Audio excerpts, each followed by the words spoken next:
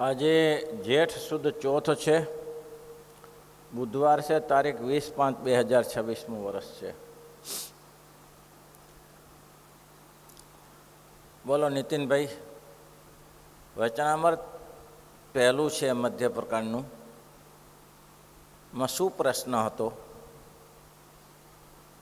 કયો પ્રશ્ન શરૂઆત? પૂર્ણસ્વામી શેનો પ્રશ્ન પૂછાયો? હા, મોહ ઉપતય થવાનું કારણ શું છે અને મોહને ટાળ્યાનું કારણ શું છે, આ જ પ્રશ્ન હતો. એમાં ઘણી બધી મહારાજે પોતાની વાત કરી. અમે સૂતા હતા અને ધ્રુવ તારો ધોયો અને ઉત્તર દક્ષિણ ધોયો, બધું જોયું મહારાજ કે. પણ પછી અમે નક્કી કર્યું કે મોહનું કારણ વિષયો જ છે. જે મોહ થાય છે વિષય, અમે તો જે કોઈ ભગવાનની ભક્તની જે પ્રાર્થનાથી બહાર આવ્યા, પણ જે બાકીના લોકો આવતા હતા 25ની 20નથી, એનો જ મોહ કહેવાય છે. અને એના માટે બહુ જ શ્રીજી મહારાજ વાત કરી. મોહ ટાળવાને માટેનો આવો ઉપાય બતાવતો એમ કહ્યું કે પહેલું તો આત્મનિષ્ઠા દ્રઢ કરવી પડે, પછી બીજી જગતની ઉત્પત્તિ સ્થિતિને પરલઈને જાણવું પડે, પછી શ્રીજી મહારાજનું મહાત્મા જાણવું પડે. આ બહુ મહત્ત્વની વસ્તુ છે, ત્રણ વસ્તુ. તેમાં આત્મનિષ્ઠા તો એક પગથિયું છે પહેલું આગળ વધવા માટે. અને એમાંથી તમે આગળ વધી ગયા તો બધું જ કામ થાય. એમાં જ તમારું ઠેકાણું નથી તો શું થાય? માનો કે આ શરીર આત્માએ પકડ્યું છે. આ શરીરમાં આત્મા આવ્યો છે, બરાબર? આત્મા સૂક્ષ્મ છે. આત્મા સૂક્ષ્મ છે કે એક માત્ર માથાનો વાળનો એક નાનો ટુકડો લઈ લઈએ અને એના કોટાનકોટી ટુકડા કરીએ તોય માઇક્રોસ્કોપથી દેખાય, પણ આત્મા દેખાતો નથી. છે અણુસરખો પણ દેખાતો નથી આત્મા, એવો સૂક્ષ્મ છે. હવે છે સૂક્ષ્મ, પણ દેહમાં પેસે તો જ દેહ કામ કરી શકે, તે સિવાય કામ કરી શકે કોઈ જોઈ શકતા નથી. ઘણા મહેનત કરી, પેટીઓ બનાવી, કર્યું તે કર્યું, પણ આત્માને કોઈ દેખી શકતા નથી. એવો એ આત્મા જ્યાં સુધી શરીરમાં ના પેસે ત્યાં સુધી તમે એના દ્વારા કાંઈ કામ કરી શકો નહીં. હવે કામ તમારે શું કરી લેવાનું છે? આ આત્મા તમે આ શરીરમાં આવ્યો છે, જેમ કે કોઈનો આપણે બળદીઓ લાયા ખેડવા માટે કે ભાઈ શાંતિ ખેડવી છે, તમને આટલું ભાડું આપીશ અને તમે બળદીઓ મને આપો, સાંજે શાંતિને બળદીઓ બે આપી દઈશ તમને પાછું. એ બળદીઓ લાયા પછી બળદિયાને નવડાવે, ધોળાવે, શિંગડા રંગે, પૂછડું રંગે, આમને આમ સાંજ પાડી નાખે તો એ બળદિયાથી કામ થાય? સાંજે એનો ખેડૂત કે લાવો ભાઈ બળદીઓ, તમે તો કાંઈ કામ કર્યું જ નથી, તમારી મરજીની વાત છે, સમય થયો એટલે મારે ભાડું આપી દો ને બળદીઓ આપી દો. એને લાલન પોષણ ના કરાય, એને ખેડી લેવાય, એને પાણી ઘાસચારો નાખીને ખેડી લેવાય એને બળદિયાને. તેમ આ જીવાત્માને આ બળદીઓ મળ્યો છે. કયો? દેહરૂપી બળદીઓ મળ્યો છે. તેના દ્વારા જીવાત્માએ એવો જીવ કરી નાખવાનો કે આના દ્વારા કામ કરી લેવાનું છે. છે તો નાશવંત, પણ સારું કામ તો આનાથી જ થાય. કામ આ જીવ દેહમાં, મનુષ્ય દેહમાં બેઠો તેનાથી જ કામ થાય, પશુના દેહમાં કામ ન થાય. જાત્રા કરવા નીકળ્યા અને કોઈ જગ્યાએ ધર્મશાળા લીધી અને ધર્મશાળા ભાડે લીધી, એમાં સૂતા અને માકડ આવ્યા. તો ભાઈ તમારે માકડ આવ્યા તો પછી રાત્રે દીવો કર્યો ને પછી પાછા માકડ વીણવાના ચાલુ કર્યા ને એક દેખાણો ને બે દેખાણો ને એમાં સવાર પડી ગયો. તમે માકડ વીણવા માટે ધર્મશાળા લીધી, ભાડે લીધી છે? તમે તો આરામ કરવા માટે. એ માકડો નાક ગોદડું એક બાજુ અને જ્યાં માકડ નથી તે જગ્યાએ સૂઈ જાઓ, તમારું ખેસ્યું પાથરીને સૂઈ જાઓ, તમારે રાત્રિ વિતાવવાની છે તો. પણ તમારે સમજી રાખવું જોઈએ કે હું અહીંયા કને કાયમી નથી રહેવાનો, મારે કાયમી નથી. તેમાં આ દેહને સમજી રાખવાનું જોઈએ કે કાયમી. એને જો જીવને ઓળખી લેશો, એટલે કે તે આત્મનિષ્ઠા દ્રઢ કરશો તો બધું બરાબર થઈ જશે. એક ગામડાનું દ્રષ્ટાંત છે. અમદાવાદમાં એક વેપારી દુકાન કરતો હતો, દુકાન ચલાવતો હતો. હવે એના બાપાએ એમ કીધું કે ભાઈ મનસુખ, તો કે હા, એક આપણે તે ભાજીઓ છે, માણસ છે, એ તને કામ લાગશે, હું મોકલી દઈશ. તો કે સારું. હવે થોડા દિવસ ત્યાં એ કોઈ ભાજીયાને ઓળખતા નહોતા. પછી થોડા દિવસ થયા એટલે ભાજીઓ આવ્યો. ભાજીઓ મારા બધા માથા ભારે. મનસુખભાઈ તો ઘરે નહોતા, દુકાને ગયા હતા. એની પત્નીને કીધું મનસુખભાઈ છે કે ના? એ દુકાને. આ મને ખબર જ છે, એ દુકાને જોઈએ અત્યારે સમયનો દુકાનનો છે, દુકાને જોઈએ ને, એ અત્યારે કામ તો કરવું પડે ને, દુકાને જ જાય. બરાબર છે, આવશે એ તો કંઈ હવે ક્યાં સુધી તો રહેશે, સાંજ પડશે તો આવશે. હવે પત્નીને એમ થયું કે કોઈ એનો ખાસ જાણીતો નાનપણનો જુવાન મિત્ર હશે, એટલે પત્ની ગાદી ટેકા નાખી દીધા ને કાંઈને સરસ મજાને શીરો પૂરી બનાવી દીધું ને ભજીયા બનાવીને જમાડે. હા, મનસુખભાઈના મારા પતિના મિત્ર છે એટલે જમાડ્યા, પ્રેમથી જમાડ્યા. સાંજ પડીને મનસુખભાઈ, ઓહો તમે આવી ગયા, તમારી જ રાહ જોતો હતો, બહુ સરસ, ભલે ભલે આવી ગયા, ભલે આવી ગયા. પછી સાંજે વળી નથી તો પત્ની ઓળખતી, નથી તો પતિ ઓળખતો, આ તેના પિતાએ મોકલેલો છે. એટલે બહુ સારી રીતે સારવાર સાંજે બધી ખીચડી કઢી બનાવી, ભજીયા બનાવ્યા અને સરસ મજાના પાપડ લાવી દીધા અને દૂધ બનાવીને બધું આંથણા આપ્યા અને સાંજે જમાડ્યા. પછી સાંજે જમાડ્યા પછી બીજે દિવસે કહ્યું કે આપણે અહીંયા કને વોટર પાર્ક મહેસાણામાં નજીક પડે નહીં અહીંયા કને. હવે પહેલાંને ખબર નથી કે હા એ નજીક છે. વળી પછી દુકાન બંધ કરીને પહેલાં ઉપડ્યા, વોટર પાર્કે ગયા, નાયા ધોયા ને સાંજે બપોરે આવ્યા ને જમાડ્યા ને બેસાડ્યા ને ઉઠાડ્યા ને સાંજે પડ્યા. સાંજે કે અહીંયા તમારે આ ડ્રાઇવિંગનો શો સારો ચાલે છે નહીં, એટલે વળી સાંજે ડ્રાઇવિંગના શોમાં લઈ ગયા ને બોલો આવું તો ચાલ્યું, ઘણું ચાલ્યું. હો હવે બીજો થયો તો ત્રીજો દિવસ થયો એટલે પછી પાછું દુકાનો લાવી ચાલુ કરી. તો દુકાને બેસી તમારે અહીંયા કાને સીધી સૈયદની જારી ને આ બધું અહીંયા સરસ છે નહીં. એટલે પહેલાંને શું કાંઈ મહેમાન છે ઘરવાળીના છે, એટલે ઘરવાળી એમ જાણે કે આના છે ને આના છે, તેને તે સીધી જારી બતાવવા લઈ ગયા. અને પછી સાંજ પડી ત્યારે પાછા કે તમારે કાંકરિયાનો શો સારો હોય છે નહીં અહીંયા કાને. 10 દિવસ કાઢી નાખ્યા. ખવડાવો પીવડાવો ને મોજ કરો, પણ મારું બધું જવાનું નામ ના લે. એક દી ધંધો ખોટી થાય, દુકાન બંધ કરવી પડે અને આને ફેરવો પડે, ખર્ચો થાય, પણ આ ઘરે જવાનું નામ નથી લેતો. એટલે એને ઘરવાળીને કીધું કે આ તારો સગો જશે ક્યારે અહીંથી? મારો છે નો સગો? કેમ ત્યારે?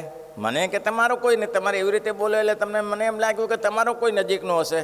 એટલે હું તો એ જાણીને સેવા કરું છું કે મારો બેટો, કે હું તો ઓળખતો નથી. તો કે હું ક્યાં જાણું છું? ત્યારે પેલા લાકડી લીધી, જો બારે ગયો પેલો હાવણો લઈને સાવણો કચરો સાફ કરતો હતો. એટલે તું બુધાલાલ કે નહીં? તો કે આ બુધાલાલ. હવે ભજીયા ખરાવશે, હવે ભજીયા ખરાવશે, હવે ગાંઠિયા કે પેંડા ખવડાવશે એને. પતી ગયું, ઓળખી લીધો એને કે આમ બુધાલાલ છે અને મારા બાપે મૂક્યો છે. એટલે તું બોલતો નથી કે 10 દિવસથી અહીંથી અહીં ચક્રો લેફ્ટ રાઈટ કરે છે? તો કે મને એમ કેવું હશે તમારે ત્યાં નિયમ હશે કે મહેમાન ગતિ કરાવતા હશો એમ. લે હવે કંઈ ભાજીયાને કોઈ મહેમાન ગતિ કરાવે? પણ આના જેવું છે, આ જીવે ભાજીઓ પકડી રાખ્યો છે. ભાજીયા દોડા કામ કરી લેવાય, બાકી સારું સારું ના ખવડાવાય.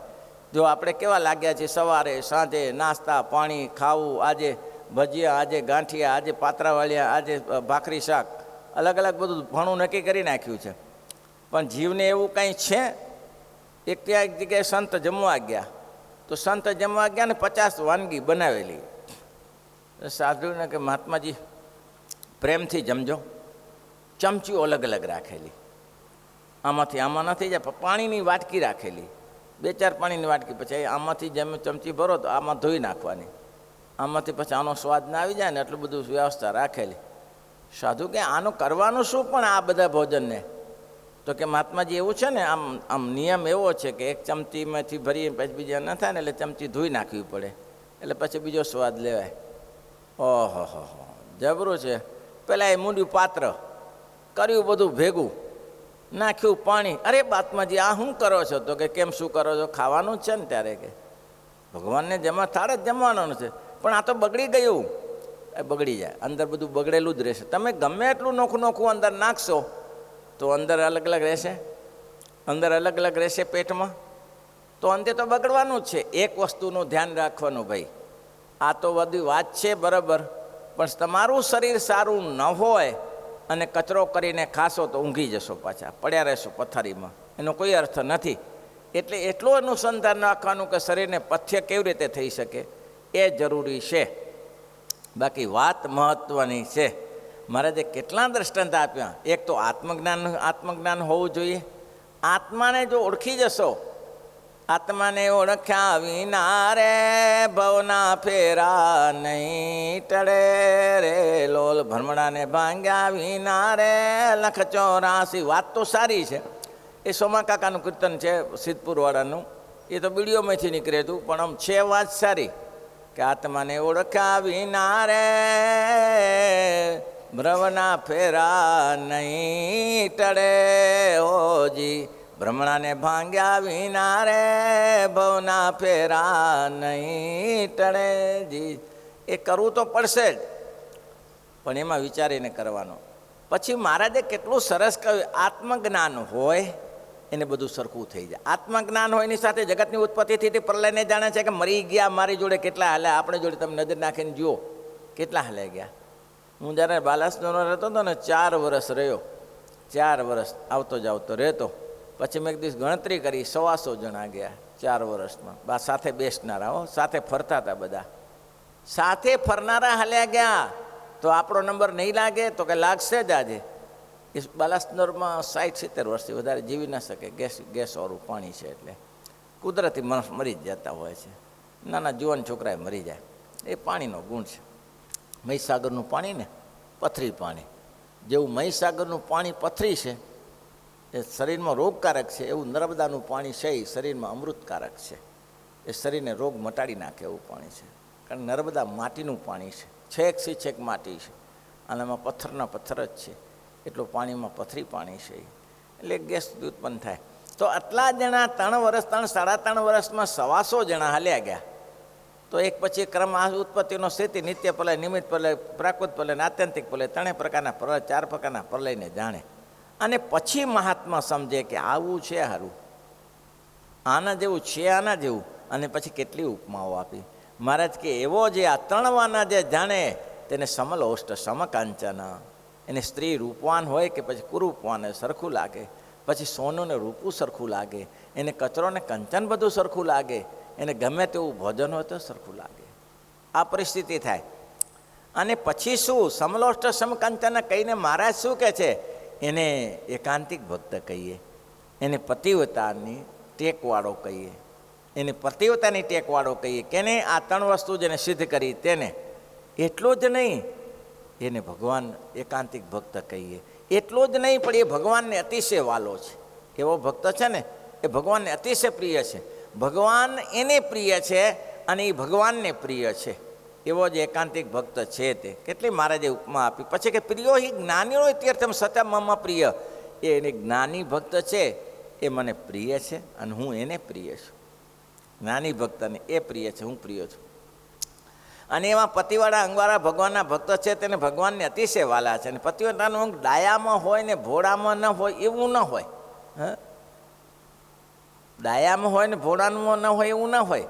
એ તો જેને ખપ હોય મહારાજ કે એને પતિવ્રતાનું અંગ પડે. જુઓ ને, આ જગતમાં હોશિયાર સ્ત્રી હોય એ દુરાચારી નીકળે છે. ભોળી સ્ત્રી પતિવ્રતાનું અંગ ધારણ કરતી હોય છે અને દુરાચારી નીકળે છે. પતિવ્રતા સ્ત્રી બિચારી બહુ હોશિયાર હોય એ આવાજ જણ કરે, લપટપે કરીને ગમે તે ફસાઈ જાય છે. માત્ર પતિવ્રતાનું અંગ કંઈ ભોળીમાં હોય કે ડાઈમાં હોય એવું ન હોય. જેને ભગવાન ભજવાનો ખપ છે, પતિવ્રતાનું અંગ શુક્રા લાયા. અહીંયા શુક્રા લાયા કયો? અહીં ચા જરૂર હતી પતિવ્રતાનું? ભગવાન એકાંતિક ભક્ત કહીએ એ વાત જરૂરી હતી. એને ભગવાનનો ભક્ત કહી જોઈ જરૂર હતી કે એને એવા માટે એવા જે ભગવાનના અંગ પતિવ્રતાના અંગવાળા ભગવાનના ભક્ત છે તેને ભગવાન અતિશય વાલા છે. અને પતિવ્રતાનું અંગ એને આટલા લક્ષણ આપ્યા. કયા આપ્યા? ભગવાનનું સ્વરૂપ તત્વે કરીને જાણ્યું એ બરાબર છે. કેમ તો આત્મનિષ્ઠાથી કે જાણ્યું ને એને તે બરાબર છે. પછી અને અનન્ય ભક્ત કહીએ. અને પતિવ્રતાનું અંગ તેને જાણવું અને જ્ઞાની તેને 4 દ્રષ્ટાંતો આપ્યા. એમાં આ 3ની તત્વ કરીને જાણવું એ જરૂરી હતી. અનન્ય ભક્ત છે એ જાણ જરૂરી હતી. એને જ્ઞાની છે એ જરૂરી હતી. કેમ? 3 વસ્તુને જાણે છે. પતિવ્રતાનું અંગ શા માટે? પતિવ્રતાનું અંગ શા માટે જરૂર જ છે? એકને નક્કી ના કરો ને તો મન ચોટે જ નહીં. તમે એક મૂર્તિને વિશે, અને એમાંય પણ તમારે આ સંપ્રદાયમાં ઘણી બધી મૂર્તિઓ પધરાવવામાં આવે છે, તેમ તમારે એક મૂર્તિ નક્કી કરી લેવાની. આંખ બંધ કરો ને એ મૂર્તિ દેખાય. આંખ બંધ કરો, ગમે તે એક મૂર્તિ નક્કી કરી દેવાની. આંખ બંધ કરો ને મૂર્તિનું દર્શન થાય. બસ એમાં લાગ્યો રે. જરૂરી છે. નહીં પહોંચી વળો પતિવ્રતાના અંગ માટે. એના માટે ગોપાળાનંદ સ્વામીએ, નિત્યાનંદ સ્વામીએ અને મારા સુકાને નિત્યાનંદ સ્વામીએ, ગુણાતીતાનંદ સ્વામીએ, મહાપુરુષ દાસ એ ડંકા મારીને કીધું, ગુણાતીતાનંદ સ્વામી બધાએ, કે ભાઈ એક વસ્તુ નક્કી કરો. કાલ કેવી સરસ વાત કરી કે એ તો દયાળુ છે, ગુમણું મટાડવા આવ્યા. ગુમણું મટાડવા આવ્યા ને ભગવાન. હવે ગુમણું તમારા થયું તો ભગવાન આવ્યા. મહારાજ કે એ સામાન્ય મેં તો જોયા જ નહોતા મહારાજને, તેમ છતાં આવ્યા. મહારાજ મેં કીધું ને, દુઃખમાં ભગવાન સાથે રહે છે. તેમ પતિવ્રતા સ્ત્રી એટલા માટે કીધી કે એકને નક્કી કરી રાખો. દોષી જેવા 17 જગ્યાએ મહારાજ કે 100 કૂવા ખોદીમાં પાણી ના આવે. 5 ફૂટ ખોદ્યો બીજે, 10 ફૂટ ખોદ્યો બીજે, એને પાતાળ સુધી ઊંડો કરી નાખવો પડે તો પાણી આવે. તેમ એક જ મૂર્તિની સાથે લાગી પડવું પડે. આ સ્થાન હોય એ સ્થાનમાં તમે એક જગ્યાએ ગુરુકુળ કર્યું કે અહીં તો છોકરા આવતા નથી, જામતું નથી, બીજે કરીએ તો બીજે છોકરા આવી જશે. ત્યાં એવું ને એવું થશે. એ તો ભાઈ એક જ ને એકની જગ્યાએ લાગ્યા રહો, આજની તો કાલ, કાલની તો પમ. અહીંયા બે છોકરા દેખાતા નહોતા, ત્યારે કોઈ છોકરા જ દેખાતા નથી, પણ લાગ્યા રહો તો એનું પરિણામ સારું આવી જશે. વરદરાજ પંડિતની વાત કરી અહીંયા મહારાજ આગળ એ જ કહે છે કે આવું તમે કરવા જશો તો તમે થશો નહીં કે તમે આવી નિષ્ઠા, તમને જે આત્મનિષ્ઠા કરવી અને જગતની ઉત્પત્તિથી તે પ્રલયને જાણવો અને ભગવાનનું મહાત્મા જાણવું, એ તમે એમ માનશો કે એક જ દિવસમાં અમે કરી લઈએ. શક્ય જ નથી, શક્ય જ નથી. એનું દૃષ્ટાંત આપ્યું કે કૂવાને કાંઠે પથરા લગાવ્યા હોય અને બેનો પાણી ભરતી હોય તો કાચું દોરડું છે, પણ વર્ષો સુધી પાણી ભરતા એમાં કાપા પડી જાય છે ને. કૂવાના કિનારા ઉપર પથ્થરમાં કાપા પડી જાય છે, પણ સાંકળ લઈને એક જ દિવસમાં કાપા પાડી નાખો તો કે પથ્થર પાકો છે, કાપા ના પડે. સાંકળ લઈને સિંચો, તમે સાંજે આના જેવા કાપા પાડી દઉં છું તો ના પડે. વરદરાજનું મેં દૃષ્ટાંત આપ્યું હતું. 12 વર્ષ રહ્યો, ના મેળ બેસો. 12 વર્ષ ગુરુના આશ્રમમાં રહ્યો, ભલીવાર ના આવ્યો. પછી કે બધા 12 વર્ષે કોર્સ પૂરો થાય, રવાના કરે. આ શું કરે? બીજા તો સન્માન કરે. આ જાય એ ગામને પાદરે કૂવામાં જઈને કૂવા ઉપર જઈને બેઠો અને એને જોયું કે આ પાણી સીંચે, પીવું હશે પાણી, પણ એને કાપા જોયા કે બેનો આટલા બધા કાપા પાડી નાખે તો મૂર્ખા, એક દિવસના ના પડ્યા તો વર્ષોથી પાણી ખીસીએ છીએ ત્યારે કાપા પડ્યા. એમ તો કે તો આટલી મહેનત મેં ચા કરી છે ત્યારે, અને પાછો વળી ગયો.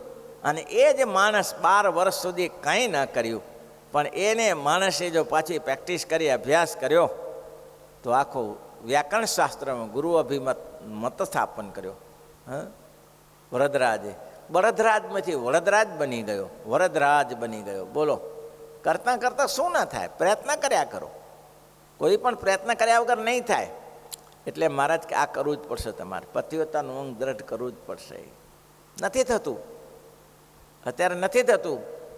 કેમ નહીં થતું? અત્યારે લોકોને ઘેલછા એવી છે કે બધા લોકોને કવર કરી દઉં, બધા લોકોને. ગોરસે 20 માણસ તૈયાર કર્યા. આરએસએસની શાખા ચાલે છે ને, ત્યારે 20 જ માણસ તૈયાર કર્યા અને 20 માણસને કહ્યું તમે તમારી જિંદગીમાં 20 તૈયાર કરજો. તો અત્યારે દુનિયામાં છવાઈ બેઠા છે ને, અત્યારે આરએસએસવાળા, શાખાઓવાળા બધે ફસાઈ બેઠા છે. તમે 5000 માણસનું ટોળું ભેગું નહીં કરો તો ચાલશે, પણ 5 માણસ એવા ભેગા કરો, 5 માણસ એવા ભેગા કરો કે તમારી હાથના ઈશારા પર ચાલતા, આંગળીના ઈશારા પર ચાલતા હોય. એને ખબર હોય ગુરુનો આદેશ શું છે અને શું કરાય.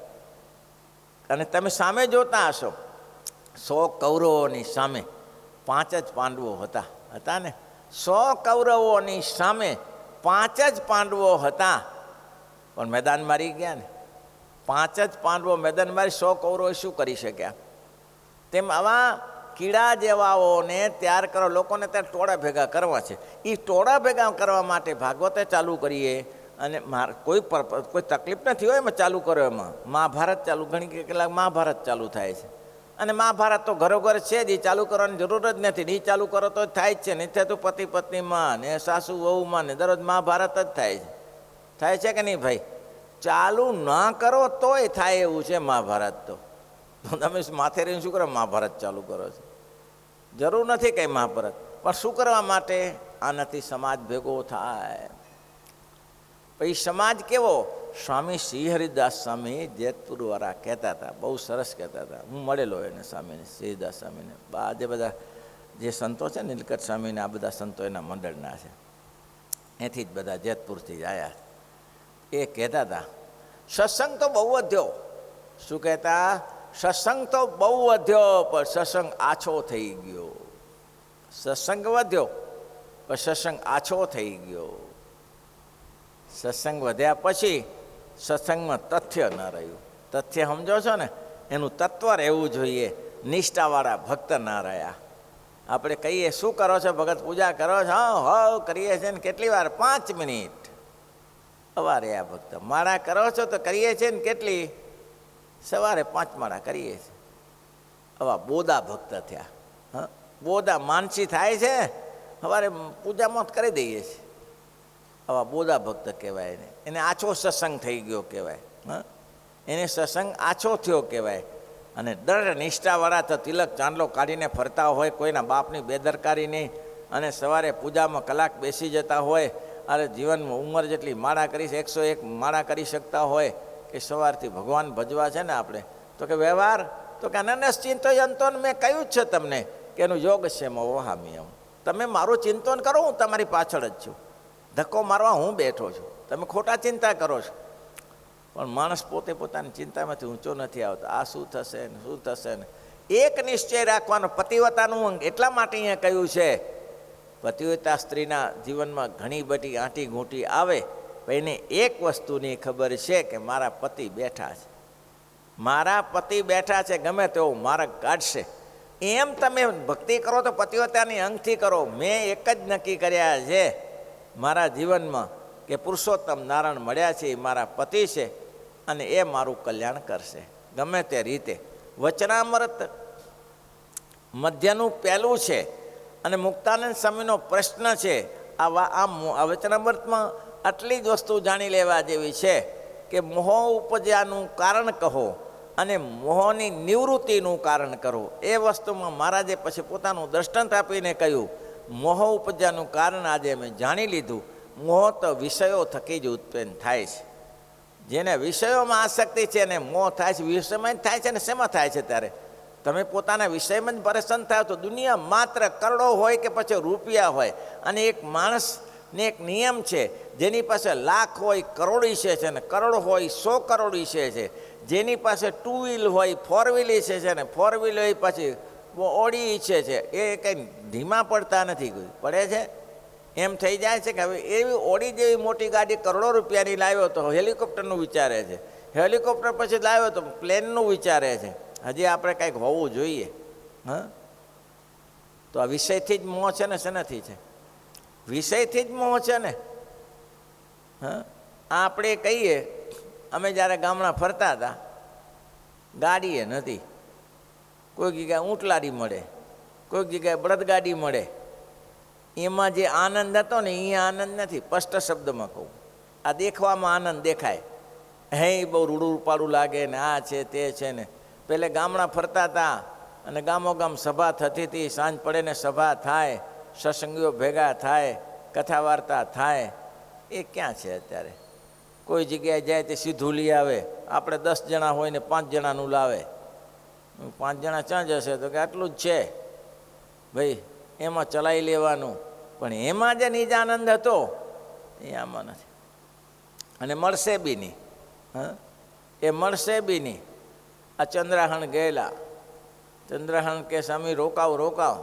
ચંદ્રાહણ એટલે કે પેલા પૂર્ણાનંદ સ્વામીના મોસાળ, પૂર્ણાનંદ સ્વામી ત્યાં રહેતા હતા. તે ચંદ્રાહણ ગયેલા.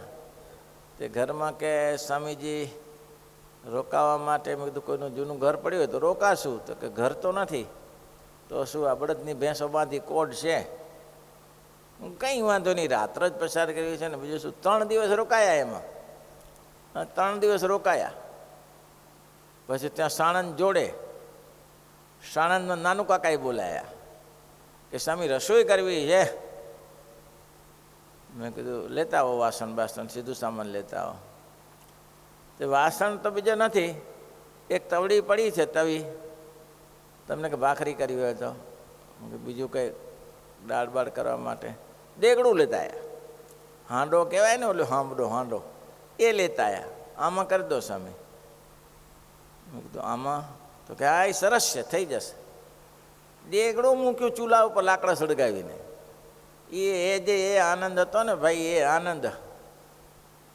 એટલા માટે કહ્યું ને, જે ફકીરી આનંદ કરે એ મોજ શોખમાં આનંદ નથી ભાઈ.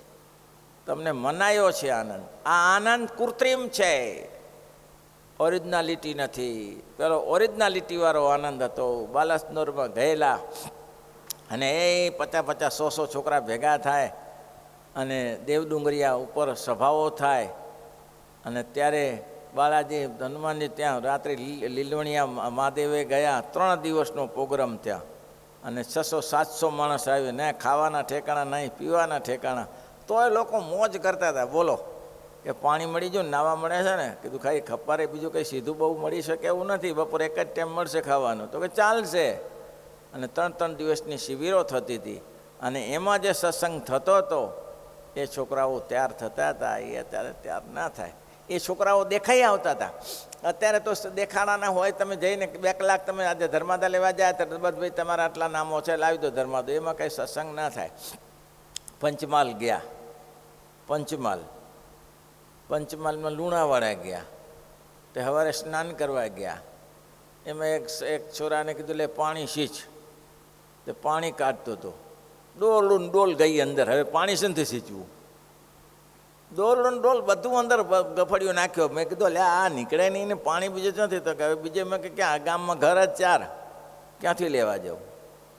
આવું થાય ભાઈ. એ દિવસો જોવા જેવા છે. સુરજપુર ગયા કે સ્નાન કરવાનું, તો કે અહીંથી 5 કિલો દૂર છે, 5 કિલોમીટર દૂર સ્નાન કરવા જવાનું. સાધન તો કે પગે ચાલીને જઈએ, સ્નાન કરીએ, અને ત્યાંથી પાછા થોડો સમય થાય ત્યારે કંઈક લાકડા સળગાવવાના લેતા આવીએ.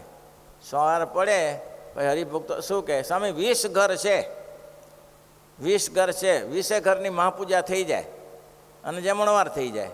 શ્રી વલ્લભ દોહન અમે 2 જણા, તે હું પછી દાળ ભાત ને બધું કરી દઉં અને પછી મહાપૂજા ચાલુ કરીએ. આ તો ગામ થતું પંચમહાલના ગામોમાં. અને પછી શિવલય સમય મોહનથાળ બનાવી દે. ના, મોહનથાળ હું બનાવી દેતો હતો, અને પછી દાળ ભાત બનાવી દે, અને આખા ગામને જમાડી. 100-150 માણસ થાય. એ ગામની પદ્ધતિ કેવી, તો કે આપણે કહીએ ને કે ભાઈ 150 માણસ છે, તો ઘર દિવસે લેતા આવો ભાઈ ચણાની દાળ. મોહનથાળ બનાવો તો ચણાની દાળ 50-50 ગ્રામ એક વ્યક્તિ લેતા આવો, ચણાની દાળ લેતા આવે. પછી બીજું જોતું હોય તો બધું ચોખા, એટલે 100 ગ્રામ ચોખા જોઈએ, 50 ગ્રામ ચોખા જોઈએ વ્યક્તિને. આ બધું સીધું નક્કી જ કરેલું. અને ત્યાંથી સંતો આવે ત્યારે સીધું આવી જાય અને ગામની રસોઈ થઈ જાય. આ બધા દિવસો હતા ભાઈ, એમાં મસ્તી હતી. એ હજી યાદ કરે હરજીવનભાઈ. હજી કે પ્રેમ સ્વરૂપ સ્વામી આવ્યા હતા, હું મહાપૂજા કરી, હું ગયો, તેને આજે 35-38 વર્ષ થયા. પણ હરજીવનભાઈનો 2-4 અઠવાડિયે 15 દિવસ પહેલાં ફોન આવ્યો હતો, સ્વામીજી શું કરો છો, તમે કેમ છો? તો કે હું સહી સલામત છું. સારું. એ ભાઈ સુખ નથી. એટલે અમીરીમાં સુખ છે એ મહારાજ કે જે ફકીરીમાં સુખ છે એ અમીરીમાં સુખ ના મળે. હવે આમાં તો શું છે કે આ સવારથી કૂટીએ અને સાંજ સુધી એને ચાલે ને. સવારથી સુધી નવું શું, પેલું તો નવું ગામ, એકથી બીજું ગામ, બીજોથી ત્રીજું ગામ, ચોથું ગામ, 2 દિવસના ગામમાં પ્રવાસ, મહાપૂજા થઈ જાય, સત્સંગ થઈ જાય, સભાઓ થઈ જાય. અને રિવાજ અલગ. પંચમહાલમાં તો હપ્તા તો ખબર નથી. પંચમહાલમાં 40 ઘર હોય તો એ પૂજારી ના રાખે. 40 ઘરનું મંદિર કરતાં ગામ પૂજારી ના રાખે. તો કેમ? તો કે 40 ઘરનો હોય તો 40 ગામનો એક દિવસ વારો આવે પૂજા કરવાનો. અને જેનો વારો આવે એ મંદિર નહીં છોડવાનું. જેનો વારો પૂજાનો હોય એ સવારે મંદિરમાં ભજન કરે, ખાલી એને થાળ લેવા જવાનો. થાળ લઈને તરણેતમ ઠાકોરજીને થાળ ધરાવે અને ભગવાનને રાજી કરે. આ ગામનો નિયમ એવું. અને આ એ કોઈ ગામમાં શિક્ષક વગરનું ઘર ન હોય. પંચમહાલમાં કોઈ ઘર શિક્ષક વગરનું ના હોય, ઘરો શિક્ષક હોય. કોઈ મેં તો જોયું નહોતું કે કોઈ ગામમાં શિક્ષક ન હોય, શિક્ષક હોય. અને જે દિવસે સંતો આવી જાય તે દિવસે તો નાચવા લાગે. હા, આજે આપણું ભાગ્ય, આજે સંતોને જમાડીશું, હે ઠાકોરજીના થાળ થશે, આવું ભાગ્ય આપણે. જેના ઘરે વારો હોય એ રાજી થઈ જાય. એ ભાઈ આનંદ કોઈ હરેરો હતો. આ વચનામૃતમાં જોઈ લેવાનું એટલું જ છે. મહારાજ કે એક દિવસમાં ના થાય, આ તો કૂટતા થાય. અને કોઈ સંતો એમ કે આજે તોડી નાખીને ભાંગી નાખી, એમ ના થાય. કષ્ટ સહન કરો ત્યારે આગળ વધાશે, બાકી બેસીને કાંઈ આગળ ન વધાય. એ જે સહનશીલતા આવે ને એ તમને સમય પાર કરી દે. એ ભજન કરાવે. સહનશીલતા છે એ ભજન કરાવે. એ જન્મગલના પાઠ થાય ને કથા વાર્તા થાય, એ બધું કર્યું થાય. મહારાજ કે અનેક જન્મ સંસિદ્ધ તત્વજાતિ પરમ ગતિ. કોઈ એમ કે એક દિવસ સિદ્ધ થઈ જવું ના થાય. કોઈ પણ કાર્ય કરવું હોય તો તમારે રાહ જોવી પડે. એક દિવસમાં કાર્ય ના થાય. કોઈ પણ કાર્યમાં ધીરજ રાખવી પડે. વચનામૃતમાં મોહ ઉત્પન્ન કેમ થાય, મોહની નિવૃત્તિ કેમ થાય, એના 2ના ઉત્તર મહારાજ આપતા એમ કહે છે. મોહ ઉત્પન્ન થવાનું કારણ 5 વિષયો છે, અને 5 વિષયો એની મોહની નિવૃત્તિને કારણ આત્મનિષ્ઠા અને ભગવાન ઉત્પત્તિ સ્થિતિનું જ્ઞાન અને મહારાજ કે મહાત્માનું જ્ઞાન.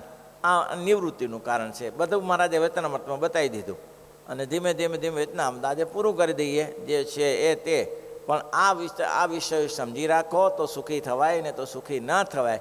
એ દિવસો ફરતા ફરતા અને સંતોએ હજી એ નાના મોટા સંતોને કહું કે નાના સંતોએ હવે ગમે તેવા પંચમહાલ જેવા કે ગમે તેવા ગામ તમારા હોય તો એને પોતાને મૂકવા કે જાઓ 2-3 દિવસ ગામ રહ્યો. પેલા સૌજીભાઈ ધોળકિયાએ શું કીધું કે 2-5 હજાર રૂપિયા આપી દઈએ અને કોઈ નોકરીમાં લગાડી તું કામ કર ત્યાં. નહીં તો એને જ્ઞાન નહીં થાય, એને જ્ઞાન નહીં થાય સંસ્થાઓ ચલાવવાનું. કારણ કે તાકડ વિજ્ઞાન જોયા છે, એને ખાવું પીવું જલસા જ કર્યા છે, ગામડામાં ગયા જ નથી. લોકોની પાસે સીધું કેમ લાવાય, લોકોને ભેગા કેમ કરાય, મહાપૂજા કેમ કરાય એ જોયું જ નથી.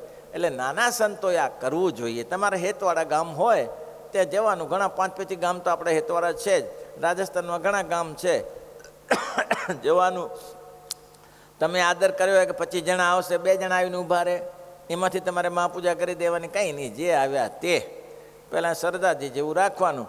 સરદારજીને પ્રવચન કરવું હતું, તે પ્રવચન કરવું તો તેને જ્યારે 500 માણસ આવશે, હું તો જોર જોરથી બોલીશું, પ્રવચન કરીશું. 2 જ જણા આવ્યા, 1 જ જણો આવ્યો. સરદારજી કે મારે એમાં પ્રવચન કરવું કે ના કરવું? ત્યારે પહેલાં એ કીધું કે બાપ એ તો તમારી મરજીની વાત છે, પણ 500 ઘોડાનું ઘાસ લાવ્યા ને 1 જ ઘોડો આવ્યો તો એટલે ઘાસ નાખવું પડે ને, તો 1 પૂરતું નાખવું પડે. તો કે ના ત્યારે ચાલુ કરું. પછી સરદારજી જોર જોરથી ચાલુ કર્યું. પછી પૂછ્યું કે કેવું થયું?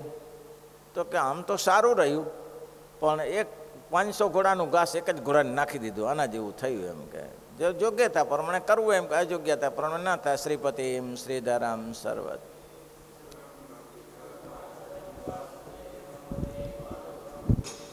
કામદમ કરુણમ સ્વામિનારાયણમ નીલકંઠ. મહારાજની જય. અમી ભરેલી નજરુના